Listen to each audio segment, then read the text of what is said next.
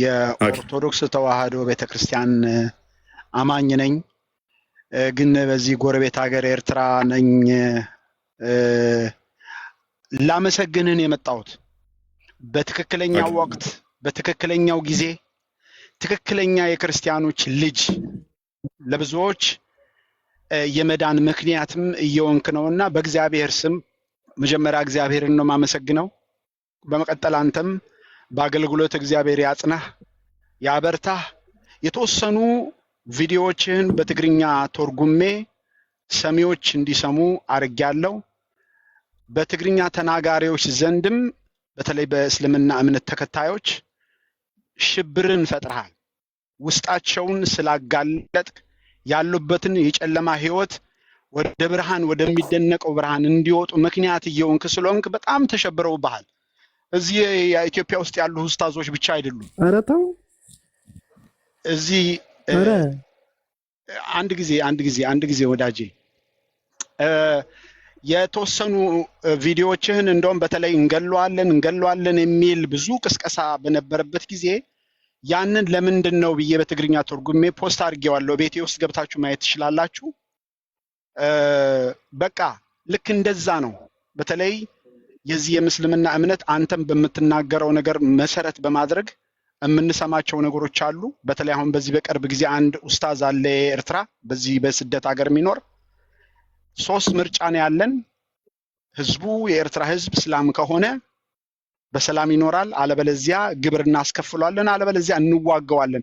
ይሄንን የምናደርገው ግን ኃይል ሲኖረን ነው፣ በቁጥር ስንበዛ ነው ይል ነበርና ይሄንንም ራሱ ፖስት አድርጌላችኋለሁ።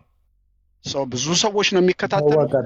እኔ እንደ አንተ እባክህን አንድ ጊዜ ወንድሜ እኔ እንደ አንተ አንድ ቀን ምናልባት ከምታረጋቸው ፕሮግራሞች አንድ ቀን በትግርኛ እየተተረጎመ እቤት ላይ ማንኛውም ትግርኛ ተናጋሪ መጥቶ እንዲጠይቅ የምናረግበትና በትግርኛም የምትሰጠውን አስተምሮ የምታስነብበውን የቁርአንን የሐዲሳትን ጽሁፋት በትግርኛ እያስተረጎምን የምስልምና እምነት ተከታይ ትግርኛ ተናጋሪዎችም ወደ ኦርቶዶክስነት ወደ ክርስትናነት እንዲመጡ የሆነ ነገር ብታረግ ጥሩ ነው ብዬ አስባለሁ።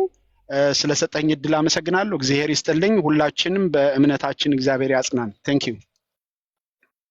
እሺ በርቱ። ጥሩ ነው። እንደዚህ ተርጉሞት ማለትም ኤርትራውያን ብዙ አሉ። ጀስ እኔም በውስጥ የሚያወሩኝ ጥሩ ነው። ያው ሁላችንም በምንችለው ላይ ያው መሳተፍ አለብን። እስኪ እንደ አቅማችን እንሞክራለን። አሉ ትግርኛ የሚችሉ እናውቃቸው አሉ፣ የምንግባባቸው ከኛ ጋር ምን የሚሰሩም አሉ። ብቻ ያው የኃይልና የአቅም ማነስ ይኖራል። ማለትም ኢንተርስቱም አንዳንዴ ኢንተርስት ከሌለ እንትን ማለት ማስቸገር ይሆናል። ግን ያው ሁላችንም በምንችለው በምናውቀው ቋንቋ ሁሉ አትሊስት አንዳንድ ቪዲዮ እንኳን በሳምንት ጣል ማድረግም ጤናማ ነው። በሳምንትም እንኳን በምናውቃት እንደዛ ብናደርግ መዳረስ እንችላለን ማለት ነው። ኤኒዌይስ ወንድማችን እናመሰግናለን። ማን ነው እሱ? ቅድም ውሸት ነው ያለው ነበረ። ማሚዳ ነው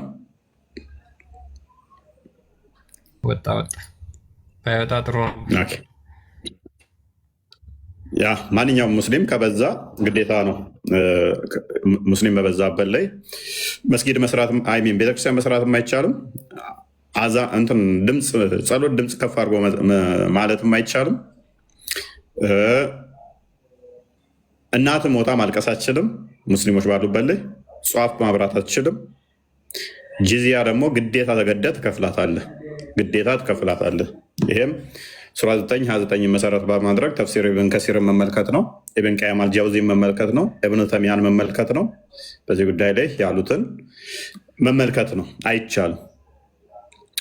ክርስቲያኑን አዋርደው ሰብጁጌት ማድረግ አንዱ ቁጥር እስከሚበልጡ ግን ሱራ 3:28 መሰረት ሱራ 3:28 ተፍሲር ኢብን አባስ ነው። ኢብን ከሲር መመልከት ይቻላል። መዋሸት፣ ማታለል፣ ማጭበርበር ይችላሉ ቁጥር እስከሚበልጡ ድረስ። ዘዴ ቁጥር የበለጡ ቀን ግን አይፈቀድላቸውም ቶለሬት ማድረግ በራሱ። ቁጥር እስከሚበልጡ ድረስ ግን ጨዋ መሆን፣ ማስመሰል፣ እኛ ጨዋነን፣ የዋህነን፣ አዛይነን አይነት መጫወት ቁጥር እስከሚበልጡ ድረስ ይፈቀዳል። ቁጥር ከበለጡ ግን አይቻልም። በፍጹም ጓደኛም ማድረግ አይፈቀድም። ለሙስሊሞች አይፈቀድላቸው ቁጥር ከበለጡ። ምክንያቱም ሐዲስ አለ፣ ሁለት ዲን በአንድ ሀገር ላይ መኖር አብሮ አይችልም የሚል ሐዲስ አለ።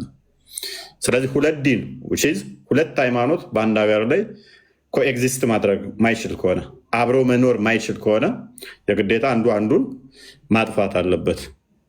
መሐመድ ደግሞ ሳሂህ ሙስሊም 21 ቡሃሪ 25 እንደተናገረው እኔ ሃይማኖት ላላ ብቻ እስኪቀር ሰዎች ባላ እስኪያምኑ በእኔ እስኪያምኑ ድረስ ልዋጋ ልጋደል ነው የመጣሁት። ይሄን ካደረጉ ሰላት ከሰገዱ ዘካን በስራ ከሰጡ ሰላት ከሰገዱ ባላ ካመኑ በእኔ ነብይነት ካመኑ ዘካ ከሰጡ ህይወታቸው ንብረታቸው በከንቱ አይፈስም፣ ደማቸው ንብረታቸውም አይዘረፍ አይወሰድባቸውም፣ ይጠበቃሉ። ይሄን ካላደረጉ ግን ዋስትና የላቸውም ብሏል። ኤኒዌይስ ባክ ቱ አወር ቶፒክ